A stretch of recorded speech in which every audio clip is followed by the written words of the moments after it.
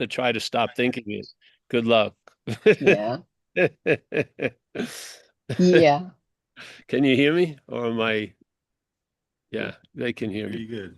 Well, welcome. We're just waiting for some people, and thank you for showing up.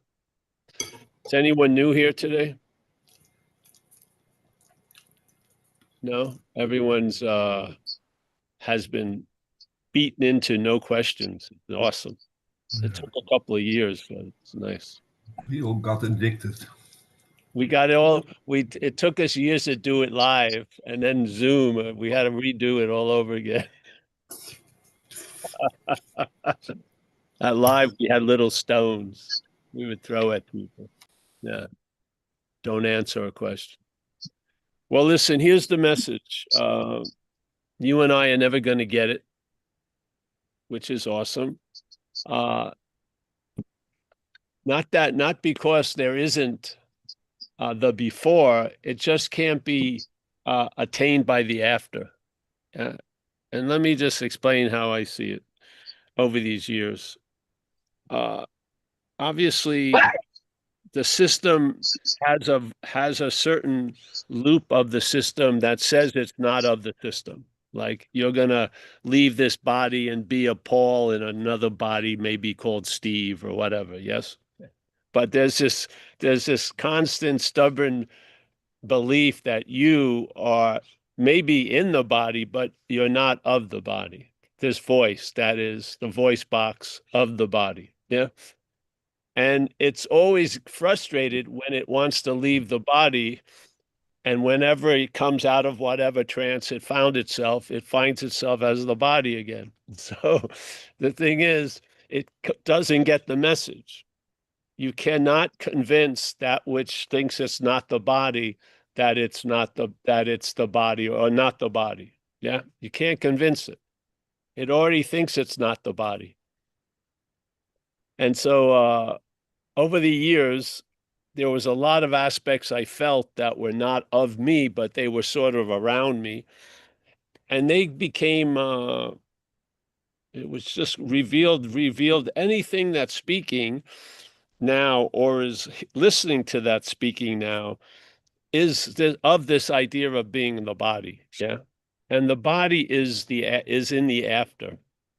So time was necessary to imagine the body, and the body is of after, and that after can't go to the before. Yeah. It's sort of as if you are always going to be on this side of the camera, and you're never going, that which is on this side of the camera isn't going to get before the camera. Yeah. So you just tell the truth about these facts in a sense. There's a truth telling, and then there's no need to try to get behind the camera. You've always been behind the camera. Yeah. What happens is the idea and all this supplementary ideas about being the before but appearing in the after, or my real self is in the before and I am the false self in the after. And the after self is going to go through a lot of processes and become the radical, authentic, before self. All that stuff usually fails, hopefully quickly. And there's a message in it that which is constantly believing it can get out, can't get out. Yeah. We have it in recovery very profoundly. And it wasn't in the big book of recovery. It came out of observations of people in recovery, which is self can't get out of self. It's an incredible statement. Yeah. And it's not meant to be directed to self because self cannot get that self can't get out of self. Yeah, so it's being spoken to go somewhere else other than that self-centered manufactured point, so that whatever that unsuspected whatever is can hear it and realize it's not self. Yeah, the realization that it's not self causes a huge drop in trying to get out of self. Yeah, yeah, and that's what the real liberation is, from the need to be liberated. So obviously self feels it needs to be liberated from its idea of self, So it's in the body of the body, but it believes it can get out of the body and still be in a form somehow. Yeah, but it isn't. It's captured in the system.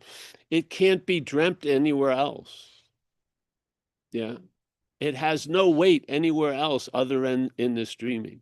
Yeah, it's not like, oh, I'm leaving this low level dreaming and I'm moving to a high level dreaming. That would be the same dreaming. Yeah, there's in what isn't happening, there are degrees, there are distances, there's better and worse and all this. Yeah, but you'll never leave the playground. You never leave. Yeah. So so the message isn't to the self that self can't get out of self, because you've realized it can't get it. It's a program. It's not, it doesn't get convinced. It's not AI. And after it fails 50 times miserably, it's going to learn. No, it has to be overridden by a loss of interest in it, really. Yeah. So that self can't get out of self isn't the dominant theme. The dominant theme is you're not self. Yes, let's call it that. And in that dominant theme, it's the idea of self trying to get out of self or can't get out of self shrinks unbelievably. So you see it in a much different light. And it's not like changing the thing you see, it's how you see the thing. And you realize it's pointless to change certain things. Yeah. So they just run around, they hit a wall, they back up, they run it and hit a wall. But that's what they are. That's what it does. I mean, I did it with addiction. I mean, I should have known better many, many times, but I kept going to the same well.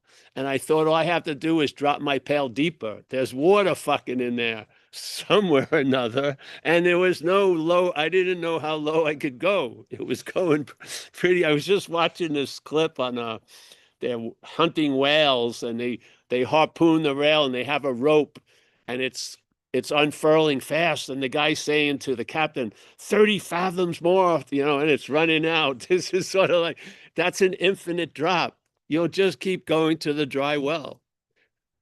And the beautiful news is that you that keeps going isn't you. That's just the knowledge. The knowledge is not how to find the water in the dry well. The knowledge is there's no water in the dry well, and you never get it. You never get it. So it's pointless. It'll try to sit still for like 10 seconds. I got it. But after 30, 40 seconds, it's doing something. It has to, because its nature's agitated. It can't be still. It can hope to be still. It can work towards being still. It can, pray to be still, but it can't be still. That's a damn good bit of information. It's sort of like, you've seen all these other people and it looks like the horse they're riding is dead, but you keep assuming your horse is alive, but it's dead. Yeah. Yeah. So there was a lot of in this imaginary, long-lasting, independent, separate thing, this tree of Paul, was a lot of root system that there was taking ownership of shit I had absolutely nothing to do with. Yeah. And one of the biggest things that was revealed was a movement or a reaction to what conscious contact brings about. Yeah. So there's a consciousness that's in contact here, and we are the interface for that contact. Yeah. We are the holder of the 5 gates or the 6 gates: hearing, feeling, tasting, touching, smelling, and then the 6th they give in Buddhism, the thoughts and noticing things, let's say non-organic things, non-material things. Yeah, thoughts and stuff like that. So we are the interface here, but it's not us that's in contact, it's consciousness. You can be knocked out and people will be operating on you and shit like that, and you're not going to have any consciousness of it. Yeah. You're just an inert thing, really. They go in, they take a liver out, they move this, there, that, this, yes. But the conscious contact triggers a mental reaction. And that mental reaction is fast in time. I think it's the fastest reaction in time. And that is, it claims whatever it's brought into contact with. So if it's brought into contact with, it doesn't claim the thing it's brought into contact with, the act of the contact it claims. So it's the seeing it claims. Yeah.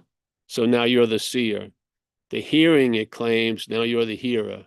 The feeling it claims, now you're the feeler. Now, the things that you feel and see and stuff like that, you may not own, yes? But the act of contact with it is owned. You are the seer, the hearer, the feeler, the taster, the toucher. So every event of seeing, hearing, feeling, tasting, touching is reinforcing the idea that there's a seer, hearer, feeler, taster, toucher. And when that's remembered, you're pictured as a body. The head claims the activity of this event and puts it all into the depository of the body. Yeah. So now you're not that which is after consciousness. You think you're conscious. You think you're the one as a body that's conscious. Yeah. A lot of shenanigans can happen with that mistake. And that mistake keeps repeating itself. Yeah. Not the thing that's seen. It doesn't care about that much. That becomes more developed in the dream with ownership and private property and all that stuff. And you see what that does. But it claims the act of actually now the knowing of anything or the hearing of anything or the smelling of everything, there's a someone doing it. So now the giant edifice is the noun. Yeah. And all the verbing that goes on continually without you pulling any lever. Yeah. I am not trying to hear something today. There's hearing. Yeah. I may be trying not to hear certain people. Yeah, in a way, but the hearing is there, and that's the first contact. Yeah. So the hearing, feeling, tasting, touching, smelling, don't even leave there and see, all right, does the hearing need a hearer? No. Does the hearer need the hearing completely? Yeah. There's no validity to the story of being the hearer without the claiming of the hearing. The hearing goes on without a hearer, but the hearer can't go on for long without the hearing. It's got to claim something to imply that it is so. Just like Ramana says in a very, a little question and answer thing that I like a lot, where, because if you've gone to a lot of talks in spirituality, usually there'll be some that go to, is there free will or predetermination? Yeah, because everyone, it's a big, perplexing thing. Yeah, because you feel like maybe there's no free will, but you feel it all the time, like going to Baskin Robbins. Yeah, why, if I have no free will, would I go to a place with 28 flavors? Yeah, and they all, yeah. So there's this, and 3 weeks of browbeating it in that you don't have free will, will get erased just going to Baskin Robbins. The 3 weeks is tenuous at best its hold on you, where you're deeply rooted in the idea of free will. Because the free will doesn't stand on its own. It's a companion piece with the sense of individuality. And this is what he said when he had this question. He completely bypasses the direction of the answer about, oh, let's talk about free will. He goes right to, if there's a sense of free will, if there's a sense of individuality, there will be a sense of free will. Yeah. So there is no sense of free will unless there's a sense of individuality, basically. And now that sense of individuality is not being noticed at all. And the emphasis is going on its effects, free will or predetermination, and getting really into those ideas all along. That whole entertaining is reinforcing the sense of being an individual. This is what he says. Yeah, he says, and it is one of his most famous little statements is there's a presupposing of a non-existent thing. And then what is that non-existent thing being presupposed to be? An existent thing. So existence and what it's existing through gets mixed up by the head. And so now what existence seemingly is coming through is seen as an attribute of the thing is coming through. So now the thing becomes more important than the existence, but there is no thing without existence. And there's plenty of existence without a thing. So why go anywhere else? You know, this outer proportion equation is just going to duplicate itself in millions of ways. Yeah. And some of the greatest ways it duplicates is trying to get out of the equation as the equation. Yeah. This is the dilemma. And this is why I feel non-duality was hatched, yeah, or conceived or popped out of the spiritual, through the sphincter muscle, because it was necessary, because the mistake was keep on being the mistake. People would emphasize and get totally absorbed in the absolute. Yes, I am perfect light and this and that, but it was being held by the thing. Yeah. So you were holding the idea of an absolute with a defined system called a thing. Yes. I mean, that's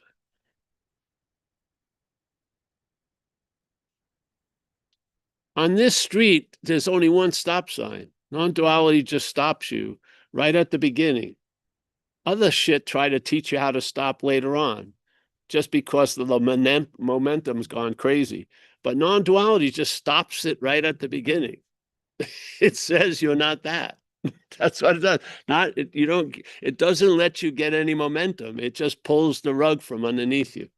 You're going like, well, now, so I'm not that I'm going to try not to ask any more questions about free will. No, you're not that, which is going to try not to ask any more questions. So it just keeps pulling the rug, because the rug is sort of like a conveyor belt. It's like one of those treadmills. It wants to get on. But see, the treadmill is driven by you moving. Yeah. So the seeking is essential to keep the idea of the seeker going.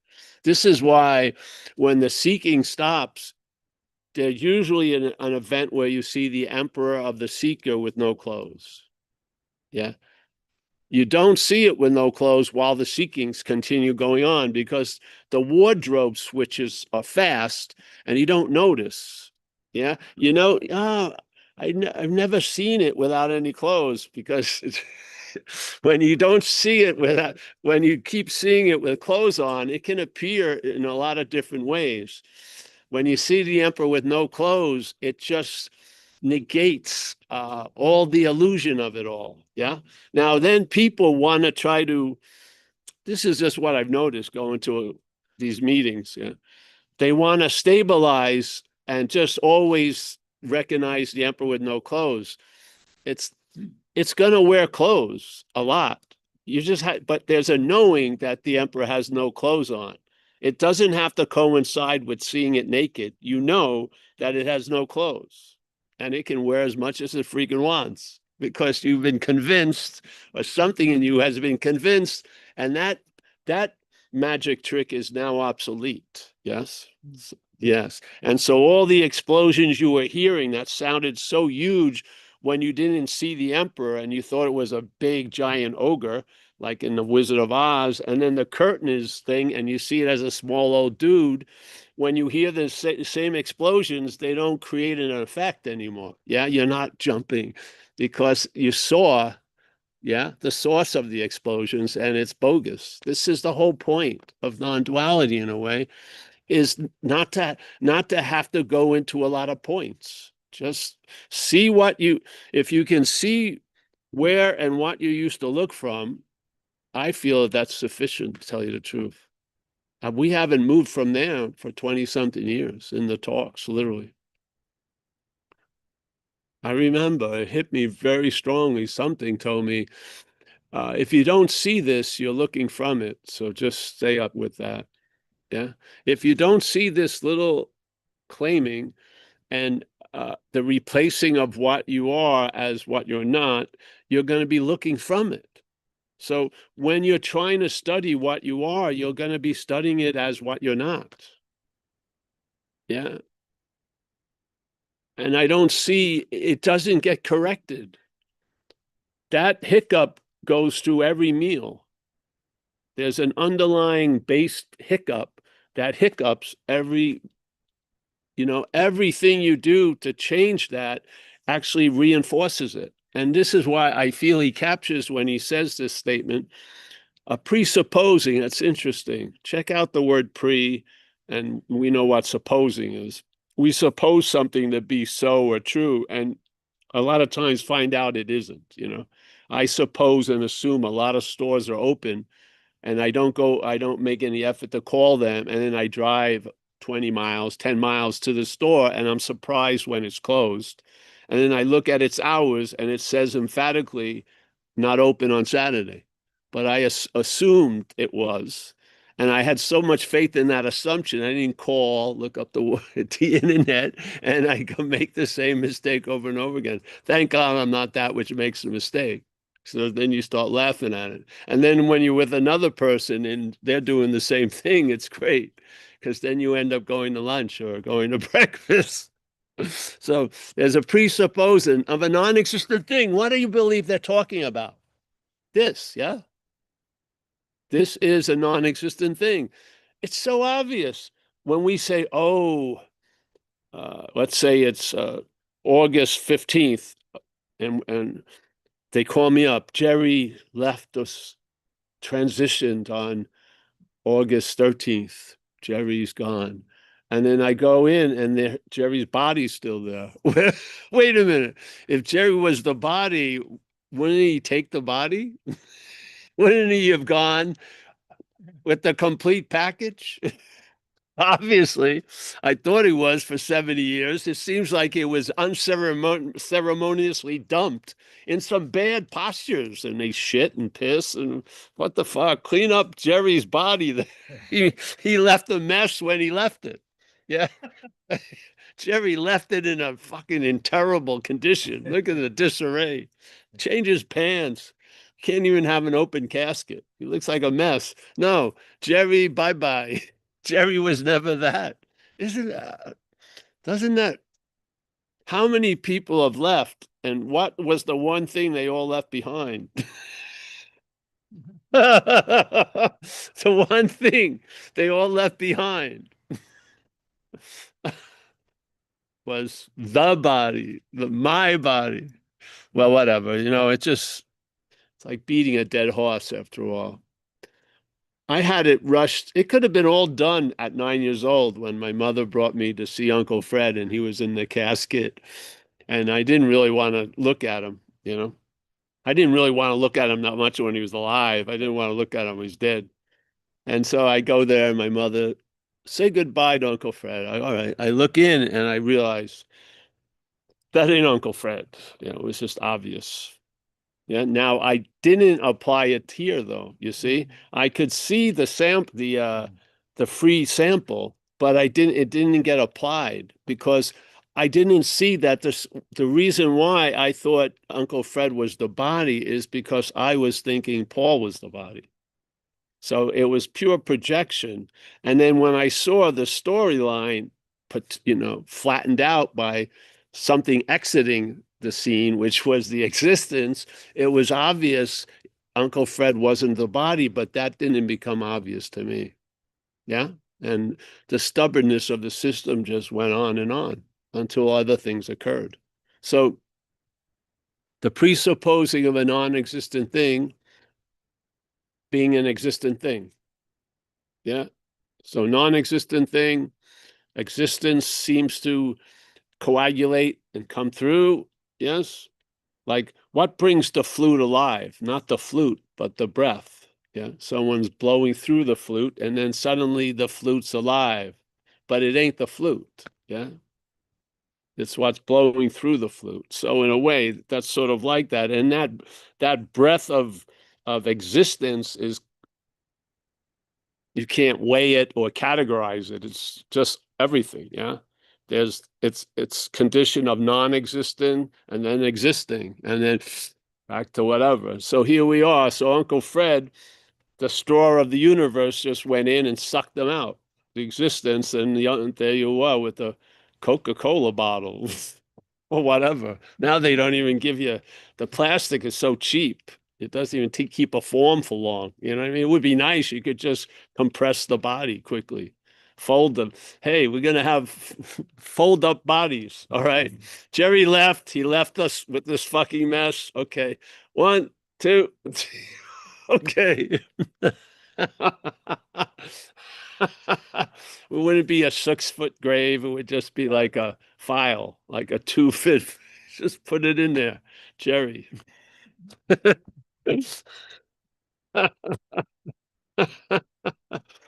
the head that's speaking has a huge assumption. Yeah. It doesn't realize it's of that which is it's talking to, so to speak. Yeah. It seems to think it's the subject of the body being the object. But in this case, it's non-duality. Yeah. The subject is a part of the system. Like when I was younger, I worked in a sex shop in Coconut Grove, Florida.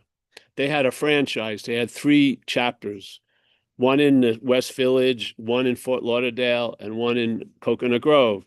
And it was called the Pink Pussycat Boutique. It's still there. I saw it when I was in New York a couple of years ago. Yeah. I didn't go in, but I took a picture outside of it. So one of the things we sold were these dolls, these like a 6-foot rubber doll with 3 orifices. Yeah. And people would come in and you didn't want to ask them, what are you doing with, you're not supposed to ruin the sale. You just keep yourself shut up. But, you would think, what, are you going to take this home or something, whatever. And then that was bad enough. But then they upgraded and another doll came out and it came with a voice box. And you pull the string with a little circle and it would say something. I'm a real girl. I love you. I love you. I love you. And then it broke the camel's back. I couldn't sell them because I start questioning the people that was buying it because I wasn't buying their story. I'd push it a little more and I had to leave the job. But this is sort of the way we're hearing something speak seemingly to us and as us. Yeah. That is of this. The voice box isn't a separate part of the body. It's not going to, when it feels like at the end of the body it's going to unadhere and go fly around. No, it goes down with the ship. But one of its storylines is it's not going down with the ship. Yeah, it's not. And he makes up all these things now, incarnations, reincarnations. It has a whole storyline in this little voice box. But when the end comes, you don't hear about it. When you're waiting for the head to tell you what happened, like you've been waiting for the head to tell you what happened, everything that ever happened, it ain't going to be telling you anything because it's going to shut down. Yeah. There'll be a void before the void. So, presupposing of a non-existent thing. I'm presupposing this non-existent thing. This is what the head does. When the existence comes through, the head thinks it's an existent thing. The thing still is non-existent. Yeah. But the head doesn't think so. The head now thinks the thing is an existent thing. And now it wants a lot of stuff for and as the existent thing. And some of the things it comes up with is salvation. So it wants to find salvation or enlightenment for the non-existent thing. And so Ramana jumps right to what would be an effect of that. your spiritual practices themselves are reinforcing the idea that the non-existent thing is an existent thing. How are they going to destroy it? So what you're believing something is doing may not be what it's being used for. So the seeking may not be about leaving. It's about expanding the imaginary in that you're in. The biggest expansion of the imaginary in that we're in is trying to get out of it. That's the biggest expansion of it. Yeah, because you're trying to get out of something you're not in. So if you try to get out of it, that's the bigger in. Yeah. So now you get caught. You're thinking, I get caught always going through the indoor, but the door reads out. Yeah. But you go the outdoor, but you're still fucking in. You don't get it. Yeah. But the big dilemma is we're trying to get out of what we're not in, and we're trying to get into what we're not out of. It's a systemic flaw, FLAW. Its recognition sucks. And so it recognizes something and says it's in something it wants to get out of, which it's not in. And it's out of something which it says it wants to get in, which it's not out of. Yeah. What does that do? It just it fuels the slinky move. Yes. So first, before you get into the thing you want to get in, there's a whole lot of outing you got to get out of. Your bad habits, eating, this or that, working out and stuff. You can see it a lot. It's a simple error. So when I go to speak in rehabs and back east, I go there once a year or twice a year, and you can tell the difference in people much better with an infrequent visitation than every day. So I go, and some guys are in there, and they've been on crystal meth, and they're really, warped out and stuff.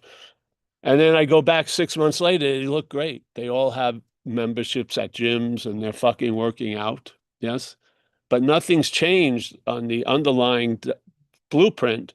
But yeah, there's been a whole lot of embedment of the body, but the same dilemma is in place. Yes.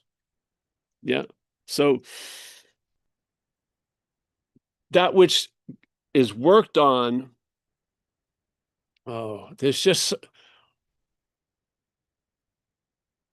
let's change how the appearance appears, but the identification as the appearance doesn't change. Yes.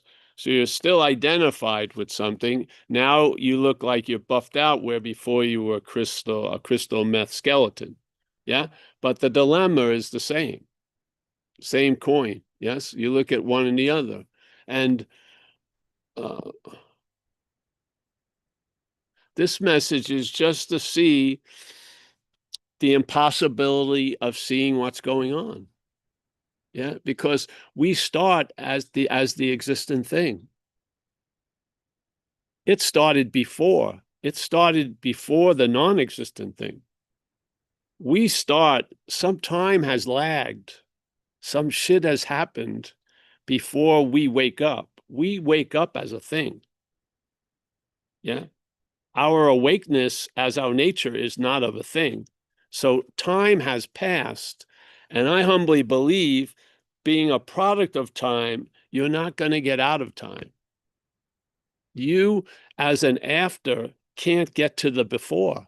This is the great news. This is why your greatest failures are your greatest successes. This is why the Course in Miracles says, hey, your greatest successes are your greatest failures. Yeah. Yeah. Because trying to get into, let's say, the before will really, really reveal the machinations of the after. You'll see that the reach that you have can't reach the before, that you are defined. Yeah. You're not going to jump off the boat of the ship. You're going to sink with the ship. There's none of you that's on the surface that's not of the ship. Yeah. There is an unsuspecting aspect of us, which is before it's all. That's the before. But that which is appearing can't get there. Yeah. that which appears in the after is stuck in the after. It can't leave the after. Yeah. But it's hallucinations, it's imaginings, it believes it can. And I don't believe that that program is going to grow. I believe that program is defined. So you realize this, and it has a huge fucking impact. So you see what you used to look from, yeah, not from what you used to look from, because first of all, it can't see that. So there's a seeing of what you used to look from, and that looking from it is still going on, but the camera that was constantly set to have that idea fill its aperture has moved back. Yeah. So it's like here. Remember when you were trying to do stuff like meditate long periods and shit, not eat fast. So you'd be having realizations, yeah? And the realizations would get, let's say, bigger. Maybe you throw in an epiphany or two in there. So there'd be an epiphany. And you were getting a big spiritual mantle piece, like over the fireplace. You had to put, wow, for this epiphany in Bali, this epiphany in New Jersey, whatever, on and on. And yeah, but yeah. So this aperture seemed to be opening up, but the aperture that was before it was stuck. Yeah. So this was stuck, but this was going. But non-duality, I feel, assisted something to happen, which was this that went like this and caught me. Yeah. This was finally seen. While I was seeing all this other stuff from here, this was finally seen. So I saw what I used to look from, which is Paul. Saw it from a non-located location. So this is very earth-shattering. Yeah. And what really occurred was interest and attention was filling a very small space. Yeah. So all the interest and attention was about me, so to speak. When the interest attention was freed from that, it opened up, and then a panoramicness of life was noticed. And it wasn't noticed from the myopic, which makes it a myopic panoramic. Yeah. It was noticed from a bigger. Yeah. And here we are on a Saturday. Yeah. So the first movement is claiming the noun cannot stand on its own. It has to be derived from claiming the verbing of life. So everything is happening in a sense, but nothing ever happened. Or as Buddha said, supposedly, events happen, deeds are done, but there's no individual doer thereof. Pretty incredible statement. Events happen, deeds are done. Like someone just got here very late, hoping this was going to be over so she could just start having the paella, but now she got stuck in the satsang. That's all right. You got to speed it up. And of course, if you throw this in, there's a little oomph. There's always a little oomph. And that's very, very good to see because it's not you. A sense of individuality doesn't prove there's an individual. If you look at it and look when the sense of individuality is assumed and supposed, and you don't just turn and look this way and just sit, you'll see it. You'll see the emperor with no clothes. Yeah, so that's why you throw hooks. You want to see people get, oh, because it's not you. Yeah. Everything that fits, if you get a solution that fits around you, that ain't a solution. A solution, this is what's happening now in a lot in recovery. They're opening these huge, very expensive places. And for some weird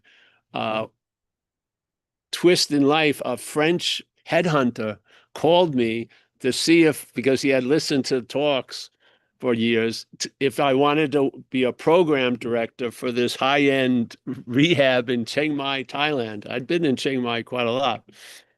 And I said, I don't want to direct anyone. So, but I'm more than happy to talk with them. And so they would call me, these two guys, and it was going to be like 30,000 a month. So I'm very high end. And I said, well, you got to emphasize service. Yeah, obviously. And they said, oh, you mean we should make the service to fit the the client? And I said, no, just throw the client into the service. Take them to a soup kitchen. If you start trying to fit it around them, you're losing the whole point. Yes. But see, the thing is, because of the money and everything, it puts that warp into it. Yeah. Yeah. This message is beautiful.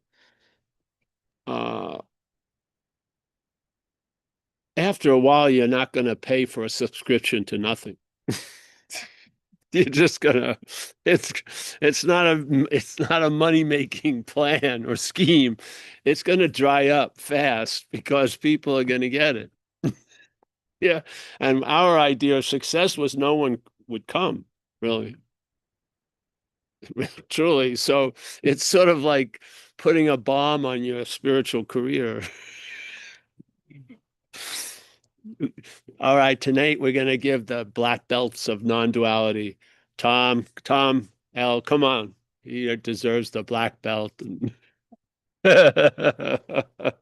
No. So yeah, these things, this one thing of Ramana, if you ever read the books of people who sat with him, you'll see that certain things are said in all the takes on it. So they're his main things, and a lot of times they're prefaced as the problem or the greatest mystery. And this one was a big one. I saw it in a number of his writings, said a different way. But it's basically the conception really of time and space. So the non-existent thing, to appear to be an existent thing, there needs to have some time and space for that to occur and to appear in. Yeah. And then that assumption being the new starting point that you're an existing thing, you're going to practice spirituality, and those practices are going to reinforce the assumption of being an existent thing. How are they going to destroy it? Yeah, Bammo. So when he came back out, he had sat supposedly for years saying nothing. He had realized that the paths that are the paths don't work. There's something wrong with it. So he brought back something very, very old called self-inquiry out of the Vedas, the oldest scriptures, because he said any other thing is going to reinforce that. It's going to reinforce that which you think is getting destroyed by your practices. So he basically said, no, I don't know what he meant, but he did not start another practice. He said just self-inquiry and not as a practice. Yeah, because self-inquiry really gets the subject of you that you're not.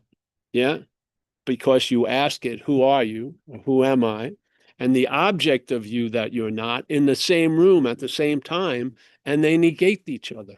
Usually you don't see it. Usually you're the object running around, and then the head critiques you as a subject. Yes, you very rarely see the both of them in the same room, and self-inquiry does just that. It says there's you, whatever role you're playing at the moment goes, who am I?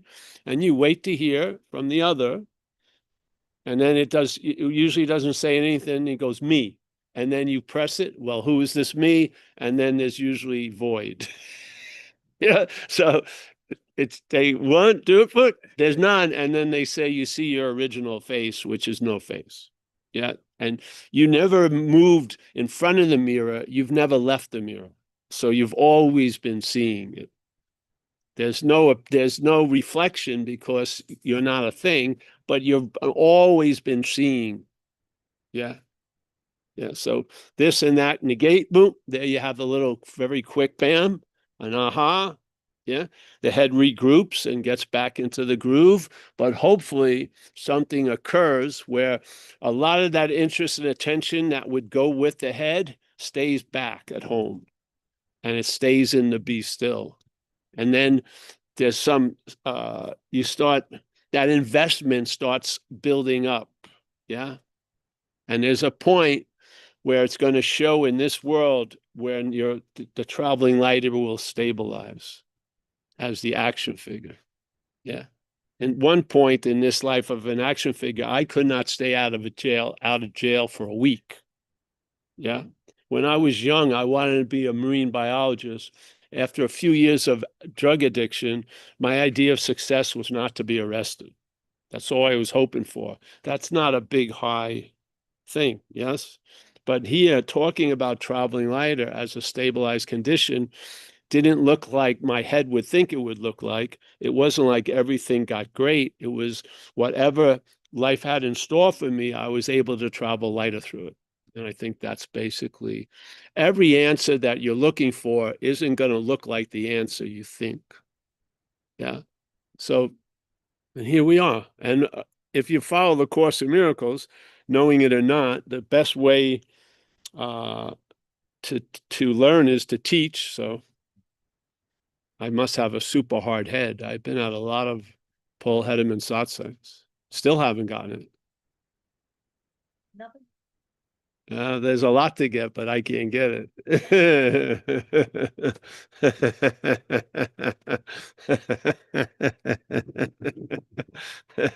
To it, there's a lot to get. Yeah. Yeah. All right, anyone? No hands, Paul. Not yet. Well, no hands, great. I see a foot though. Somebody's vertical foot went up. Yeah. Hey, Elsa from Pennsylvania, Paul. Oh, from Come on in, Pennsylvania. Elsa. Yeah, from Pensy. Hi, I'm Lisa. So I think that this is for other people, but you talk about recovery a lot. So I'm going along with what you're saying and then realizing, oh God, I'm trying to get it, which is hilarious, but not. How do I do 6 and 7? Because if I'm not the thing that's doing the thing and I'm trying to fix or correct those things, what does it matter? And I can't even find good enough words to make that my question make better sense. I'm Well, sorry. yeah, but the head tries to say an absolute matter. It's a moment to moment mattering. Yes. It has value in its own way. Oh, that makes so much sense. Okay, thank you. The action figure has its own reality. It's not a reality, but the way things go. And when the action figure starts saying, I don't need to do anything, it's so bogus. Right. So just do what you need to do and realize you're not that which is doing it. Yeah. Oh, that's so simple. Yeah. Who can do simple? Don't make the simplicity a profound philosophical venture. Just find what works.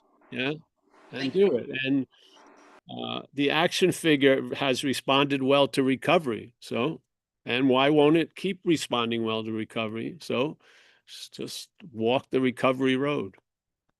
Yeah. Yeah. Yeah. The great value of recovery is probably what's mostly absent in your life. Yeah. Yes. I mean, I always believe that cities and counties should send a letter to AA and thank them for their arrest records and rates going down and domestic abuse and everything else by people who used to get loaded and go fucking crazy are sober now. So a lot of the traveling lighter of recovery is the absence of tons of shit. Yeah. You just don't start. Yeah. You don't start and nothing. Just yeah. People want to become masters and super adept at using skillful means, but it's better if shit that you need to apply a skillful means just doesn't start. You don't start anymore. Yeah. And to me, that's a habit you can live in for the rest of your life. And AA supplies the ways and the mean for the action figure to sort of fall into that slot. What an incredible gift here. Yeah. Yeah. Is it a real gift? No. But yeah. It's just, yeah. Yes. Sometimes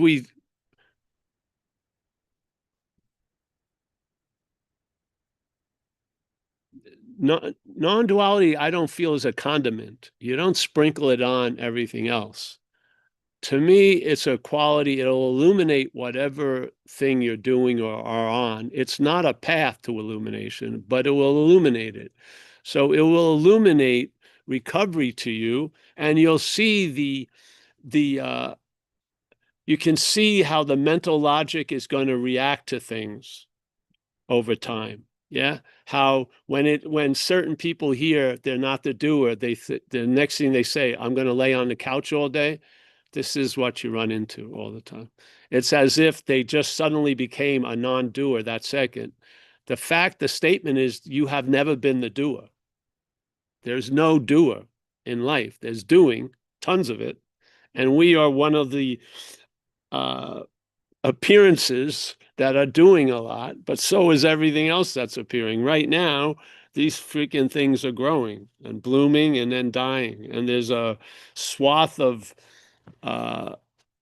bees like fighter planes going over. Yeah. And then the stealth, the Death Star are the fucking dragonflies. They come in and wipe out things, and what's left, the ants eat and clean up. Tons of shit's going on. Yes. Do you think an ant wakes up and decides, oh, what am I going to do today? I don't like this fucking colony. I'm going to go to the other colony. I'm tired of looking red.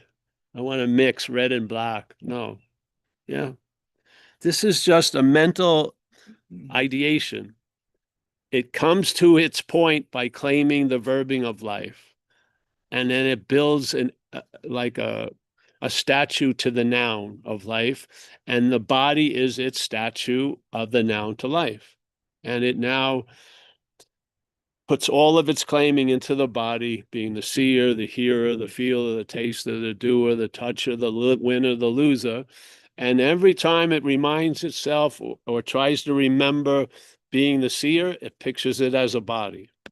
The body is being completely used by the head right now. And then everyone's, I'm free. No, you're being used constantly. This whole event is used. And then if you get to a conclusion that you are in the category of that which could be driven, which we are, yeah, as this event, then what's the most important thing is who or what's driving it. Yeah. Because I am an Oldsmobile. I can put a new chassis on it, but it's still got the car chassis underneath. I mean, a new top, like a Jaguar and shit. I can change the lights every year or put a fin in it, but it's basically a car. So I and you are driven. The action figure is driven to act. Yes. Now, the point in this action figure world is a dualistic point. There's really two options to the driver. Yeah. Recovery says perhaps there's a better way, trusting the infinite, and the old way was trusting the finite self. There you go. So you're going to be driven no matter what, but how and where you're driven to is going to be based on what's driving you, not so much the condition of the car, though that has importance, but the driver of the car. And most people are being driven by the GPS of the head. There's great faith. A lot of faith is put in the stock of thinking and figuring things out. Yes. And never leaving the primary point that you're a thing, a conscious thing, but a thing nonetheless. And off you go. Yes. But all the while, the driver is the most essential aspect. In recovery, it's flamboyantly pronounced, because any life run on self-will is not going to be successful, is the condition of a runaway addict. Yeah. And then when they get relief from that and enter a program, they sense this thing, they give the name a higher spirit or a higher power. And now they have a new driver. Yeah. And now the car, you don't even have to get better wheels and spark plugs. You're running better because of the driver. Yes. So, yeah. So as an action figure, you're going to be moved. In the Course in Miracles, they talk of it as the Holy Spirit. Yeah. So the Holy Spirit is the active principle of the Christ mind and the absolute here. So the Holy Spirit is going to take the same information the head is taking and then creating a narrative out of it. The Holy Spirit's going to take the same information but produce a different meaning. Yeah. So you're not going to change the things you see. You're going to change how you see the things you see. Yeah. Because you're going to be looking, your eyes are going to be directed by a different power. Yeah. The camera is going to take pictures, but now it's not going to take a picture that you're always included in it. It may take some natural pictures and some pictures of other things that has nothing to do with you. You're going to have a much broader aperture, and the camera will be happier for it. Really, the camera just doesn't want to see pictures of itself all fucking day. It's fucking tired. Yeah. So yeah. As an action figure, I have that feeling of being driven completely. I knew what it was like on a 7 to 10 day cocaine run. I was completely fucking driven. I mean, it was so freaking obvious. I couldn't do anything about it, but I felt it. And then when I entered recovery, I could feel something was slid out of the driver's seat and something slid into the driver's seat. I kept hearing from the previous driver, but it wasn't driving anymore. I wasn't ending up where it would tell me to go. And that spell was broken, at least on this level, for 37 years now. Yeah. So all the evidence I've ever needed, I've had more of than I could use. Yeah. So piling on may not do anything. It's hearing it once is much more than repeating it thousands of times. Hearing it once is much more valuable than repeating it and chanting it thousands of times. Yeah. And I believe we all have the ears to hear and the eyes to see. I do. Yeah, that's why only thing we've done is satsang.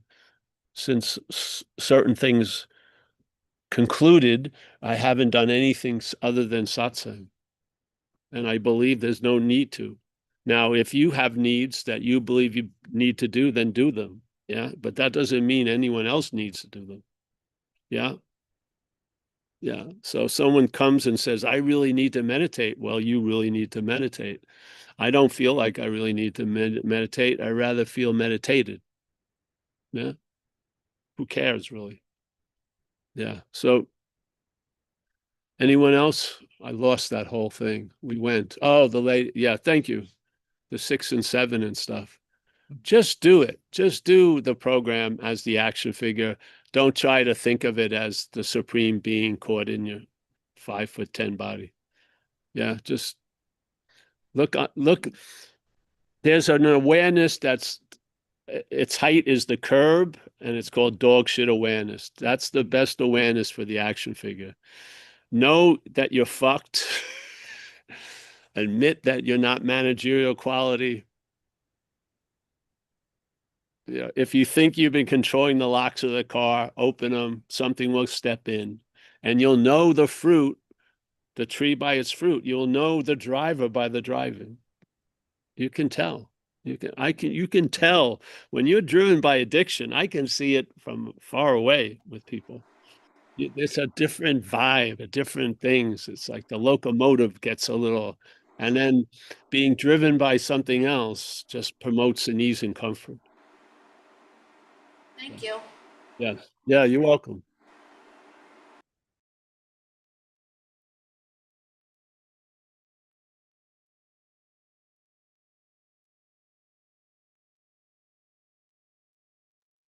Unmute, Paul. You got muted, buddy. I There you don't, I naturally don't talk to people like for long periods. Can you hear me? Yeah. Yeah. Because I feel if you listen to satsang, you'll find everything you need. Sometimes I will do it probably when I run out of money. Let's say, oh yeah, hour. But I'd much rather just go to the talks. Part of the problem is the personalness of the problems. Yeah, if you can see it as more of an impersonal, it's easy. Yes, we got Roxanne. She's moving her real hand because she doesn't know her vertical hand. All right. All right, Roxanne, come on in. Go ahead, Roxanne. You should be able to unmute now. There you Yeah. go. I Hey. got it. Got it. I want to thank you. I want to thank you. Thank you. Oh, you're welcome, honey. And I want to remind you that this body is very unable. I'm unable to walk. The body is unable to walk, to talk, to eat alone. I've been like this for the last 15 years. And I've been sober for the last 33 years.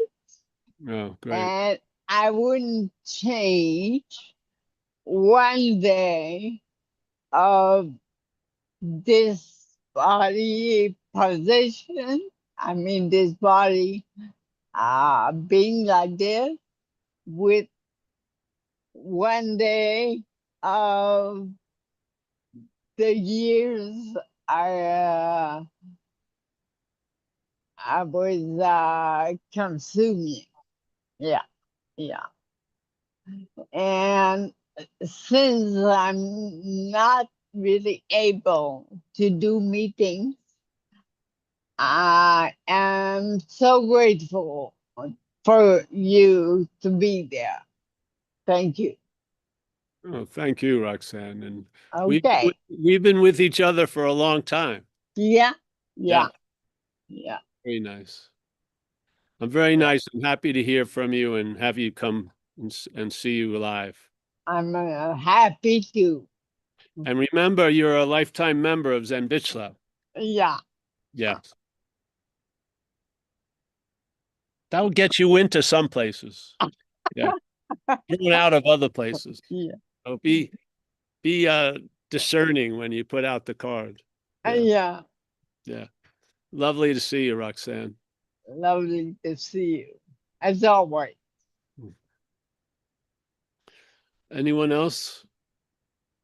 No other hands, Paul.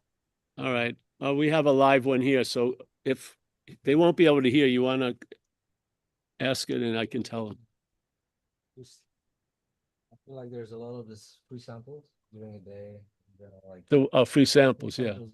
Just being here and being just quiets down.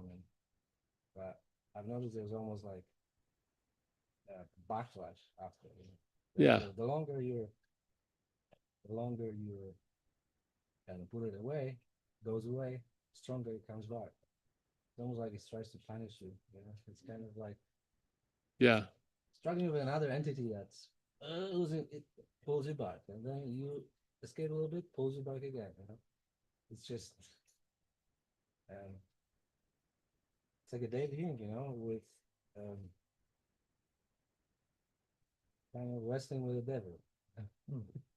The table will turn though. Its strength is finite. Its strength is finite. It loses its grip. If you just don't act out, like in my case, getting loaded.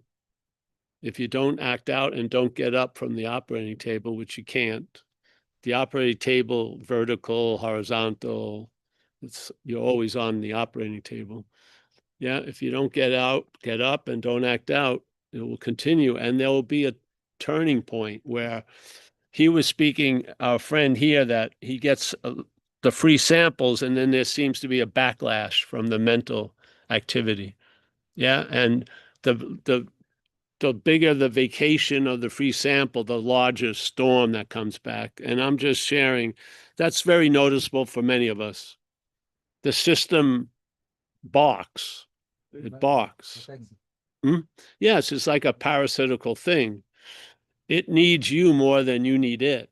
and it doesn't want that to become obvious. So it throws its golden oldies out and whatever, but it's going to weaken if it's not fed. And to me, the feeding would have been getting loaded, yeah, acting out, or getting up.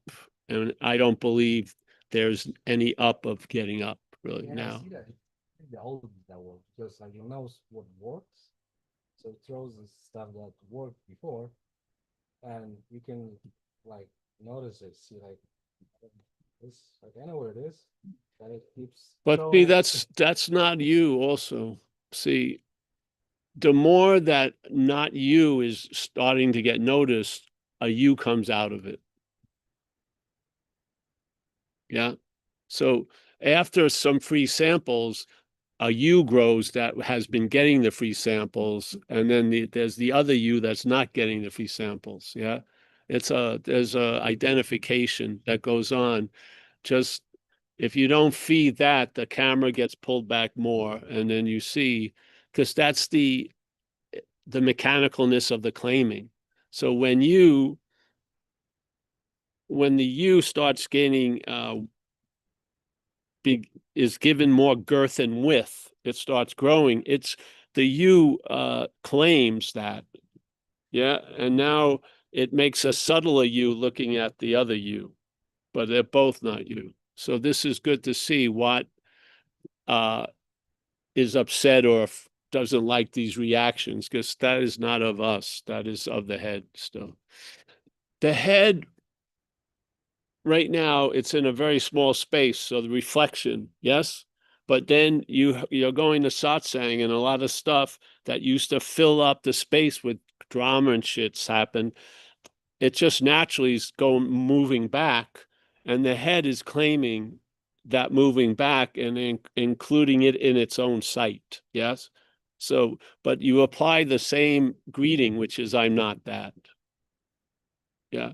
There's going to be a new revised non-duality you. Yeah, that's going to appear. You're not that. Yes, it's just the emperor putting on no clothes. As yeah. And you just uh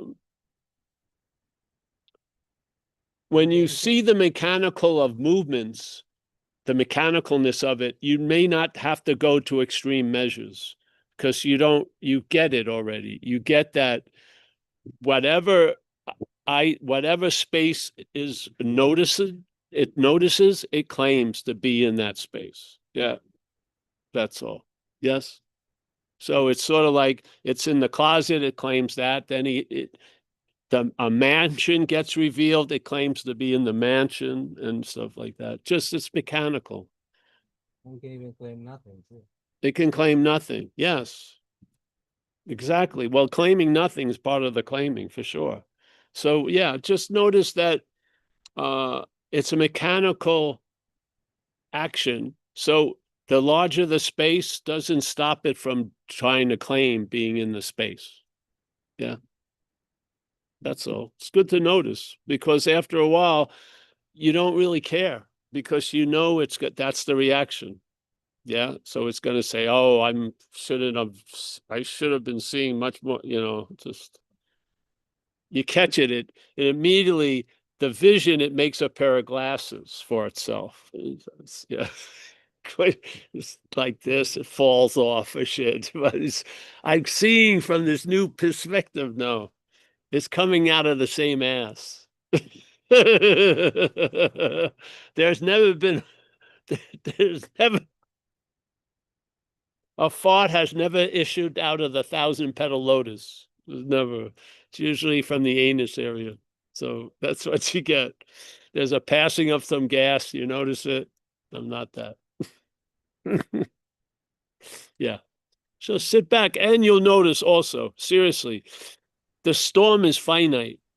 Like, could you imagine if a category 5 tornado stayed like that for 8 hours? Or I was here in the 89 earthquake. Usually they only shake for 10 seconds. Could you imagine if they shook for like a week? It would have been all over. Yeah. So a lot of the stuff in the head is very similar. It comes on heavy, but it can't sustain it. So if you don't flinch, it fucking gives up. Yeah. Yeah. Yes. So, and your head is in the tiger's mouth, as Ramana said. It's over, really. Nothing's going to pull you back out after you've gone that far. Yeah. I could see people who wanted to be helpful holding your legs, and then they're wanting to hold your legs, pops your head out faster. The fucking head gets popped out by your friends trying to pull your legs. Yeah, you're in a, yeah. Yeah. This has a lot of the stability is based on a bed of faith.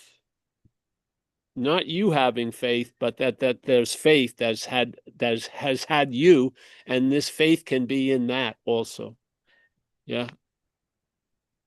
And I feel faith is really the commanding force. And like Nisargadatta Maharaj would describe his thing as just having faith in his teacher's words and just whacked it. And he may have thought there was 40 doors that need to be unlocked, but he only needed one unlocked. Yeah, walked in. Yeah, so I truly have a lot of, yeah. I can't, there can be a being convinced without you getting convinced. Yeah. The you is already convinced in the programming, but then there's a reconvincing that is expansive, let's say. I don't know if it's an aspect of us or not. I don't want to look, I can't turn my head enough to look that far back. Yeah. So I'm just assuming there's a huge amount of space there, and I have faith in that. And yeah, there you go. Okay, I think we gotta eat soon. People came for the papaya. Or what is it? Paella. Oh, the papaya. They all got upset. They thought it was paella. No, we have papaya, and it's not even ripe. They would have left like 40 minutes ago. All right. We're still gonna give you some paella. All right, Annette. Nice to. Oh, Annette has her hand up, way up. I can't. It's right in the corner. All right, let me pull this hand down. All right, Annette. I can only see from your eyes Oh, up. okay. Look, she's an amphibian. She's coming out of the lagoon. Oh, God. Oh, geez. Just want to thank, these last two people that spoke up seem to, it's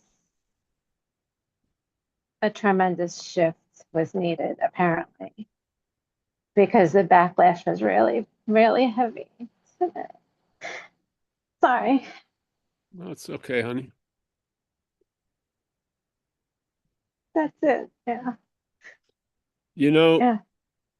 When you're near that operating table, there's a remote. You can watch some Netflix and shit. Yeah. The head I've been can pulling every tool out of the box. the head can be distracted. All you need sometimes when it seems unbearable, just distract it.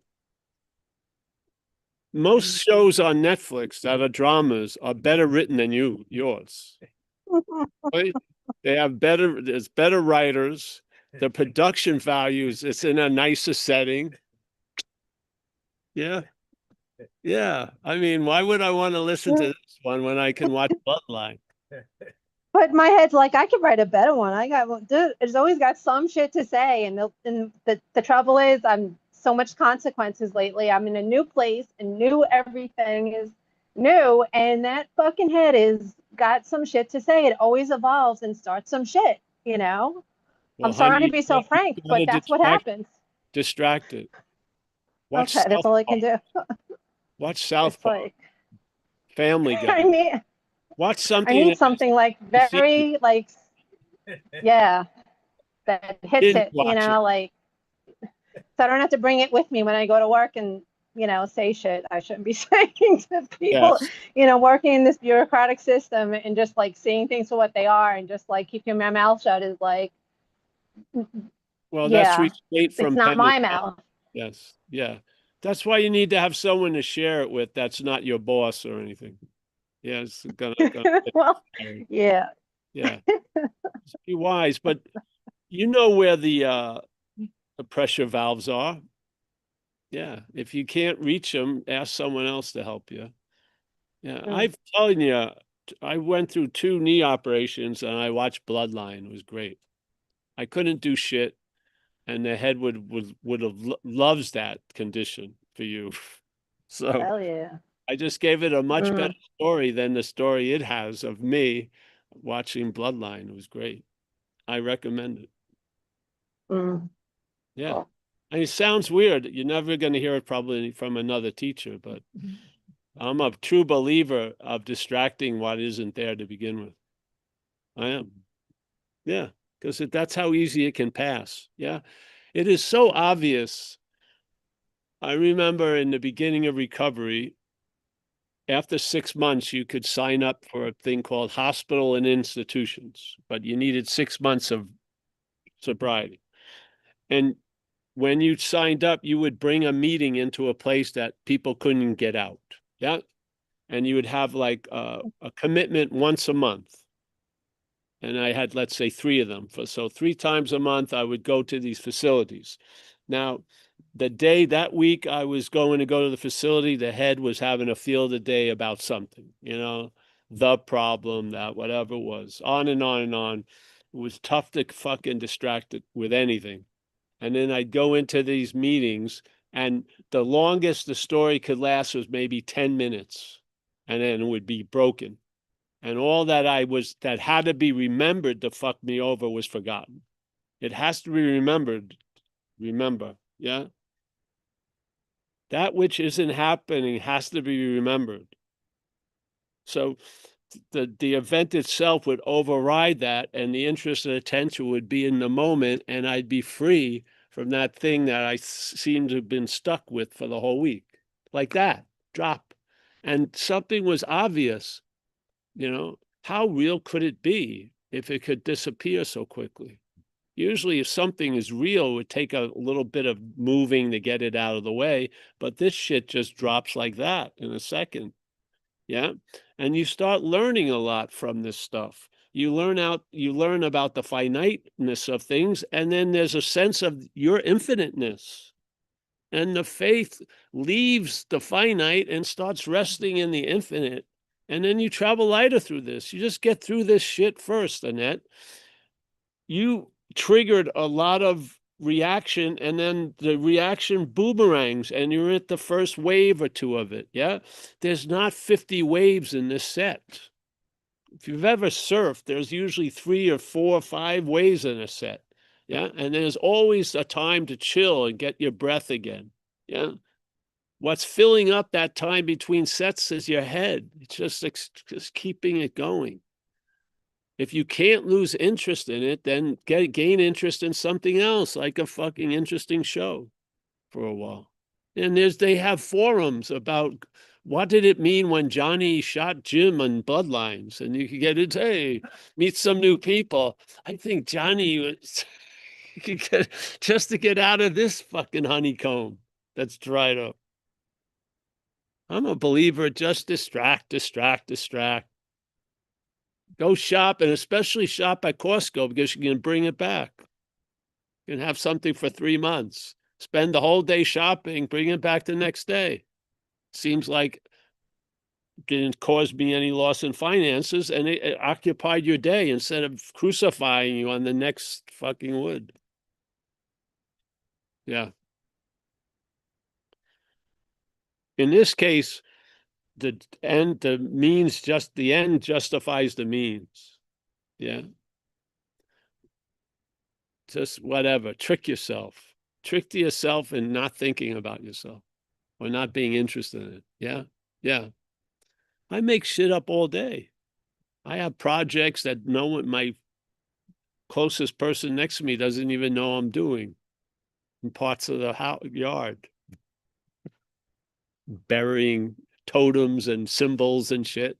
We're having little spiritual seances in the underneath the redwoods and praying to the redwood gods to come and help us.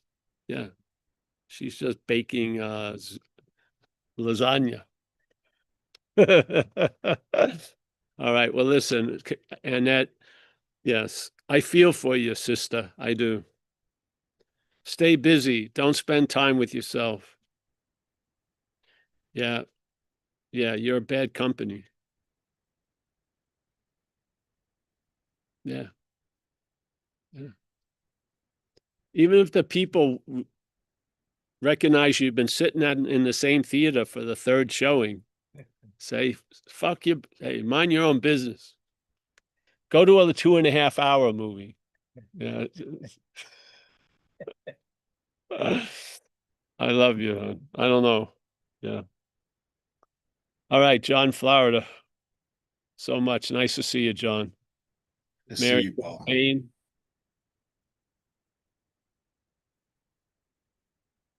Kathy L. Kathy L. Spiritless servility. Jay. Stephen Mack. Jim. Gary from Placerville. Mike S.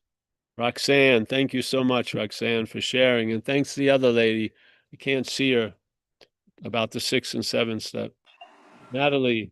John K. Honesty. Dana. Nice to see you, honey. Paula. Vlad. Saraswati. Always a pleasure. Elise. Oh, here's Elisa from Pennsylvania. Yes. Susan H. Thank you, Susan, for all your support in many ways. Vlad, again. Sebastian. Nice to see you, brother. Yeah. Jojo Silverman. Nice to see you, Jojo. Yes, that's that, I guess. Anything else? No? No. All right. We'll be here again Thanks, Bob. Tuesday. Yes. You're more than welcome. I really enjoy satsang. I feel it's the best game in town. Yeah. You don't even have to, you can only dress halfway. I could just, the only thing I have in my closet are t-shirts. I am. I have a Raman Maharshi diaper I'm wearing. You don't see, how do you know? I'm sitting right here. All right.